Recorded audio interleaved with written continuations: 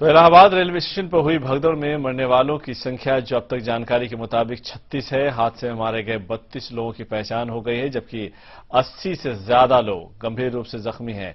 हादसे को देखते हुए रेल मंत्री इलाहाबाद के लिए रवाना हो चुके हैं। खबर यह भी है कि मौनी अमावस्या जैसे बड़े स्नान के हिसाब से न तो रेलवे की कोई तैयारी थी, न ही मेला प्रशासन की, न ही स्थानीय सरकार की।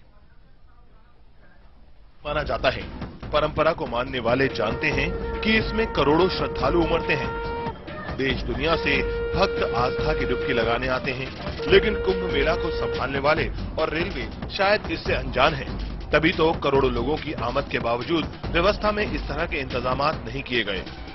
और अब रेल मंत्री कह रहे हैं कि इंतजाम की समीक्षा की जाएगी। प्राइम मिनिस्टर के जो कल उन्होंने जो कॉम्पनसेशन का ऐलान किया है, उसके अलावा 1-1 लाख रुपए का मृतकों को, उनके परिवारों को, और जिनके चोटें गहरी हैं, ग्रीवस इंजरीज हैं, उनको 50,000 और जिनके सिंपल इंजरीज हैं उनको 25,000 का रेलवे से हमने उसका ऐलान किया है। मौनी अमावस्या पर संगम में डुबकी लगाने के बाद जल्द घर लौटने की चाह में इलाहाबाद रेलवे स्टेशन पर लोगों की अच्छी खासी भीड़ जमा हो गई थी। भारी भीड़ के कारण शाम करीब 6:30 बजे प्लेटफॉर्म नंबर 6 पर लोगों का सैलाब था। लोग प्लेटफॉर्म 6 पर पहुंचने के लिए इससे सटे फुटओवर ब्रिज को इस्तेमाल कर रहे थे कि अचानक तभी इलाहाबाद का रेलवे स्टेशन शहर में बाहर से आने जाने का सबसे बड़ा जरिया है। लेकिन रेलवे ने कैसे नजरअंदाज किया इस बात को, और इस बात का सबसे बड़ा सबूत है ट्रेनों की संख्या का कम होना। स्टेशन पर ट्रेनों की तादाद कम होना शायद रेलवे भी मानता है, तभी अब ट्रेन की संख्या बढ़ाने और सुरक्षा के कदम उठाने की तैयारी शुरू हो रही है। लेकिन यही पहले सोचते तो बेहतर होता। कल के हादसे के बाद हम और जगह से प्रयास किया है कि कौन कौन सी ट्रेन कहीं और से कैंसिल करके वो रेक इधर लगा सके। वो 4 ट्रेक्स का अभी मेरा आज वहां पहुंच जाएंगे, वो एक्स्ट्रा लग पाएंगे। रेलवे ने मृतकों के लिए 1 लाख का मुआवजा और राज्य सरकार ने 5 लाख के मुआवजे का ऐलान किया है। वहीं सूबे के मुख्यमंत्री अब जांच की बात कर रहे हैं।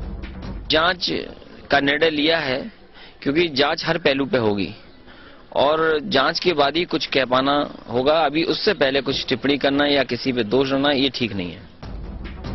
हादसे के बाद कुंभ मेले के प्रभारी मंत्री आजम खान ने कुंभ मेला प्रभार से त्यागपत्र दे दिया है, लेकिन उन्होंने किस तरह तैयारियों का जायजा लिया था, ये बड़ा सवाल है। कुंभ मेला क्षेत्र में पहले भी हादसे होते रहे हैं। इलाहाबाद में ही 1954 में 800 लोगों की भगदड़ में मौत हो गई थी और हरिद्वार कुंभ में 2010 में हादसा हुआ। लेकिन ना तो केंद्र सरकार और न ही राज्य सरकार ने कोई सबक लिया, क्योंकि हर बार हादसों के बाद इंतजामात बढ़ाए जाते हैं, मुआवजे बांटे जाते हैं, जांच कमेटी बैठती है और फिर सियासत होती है।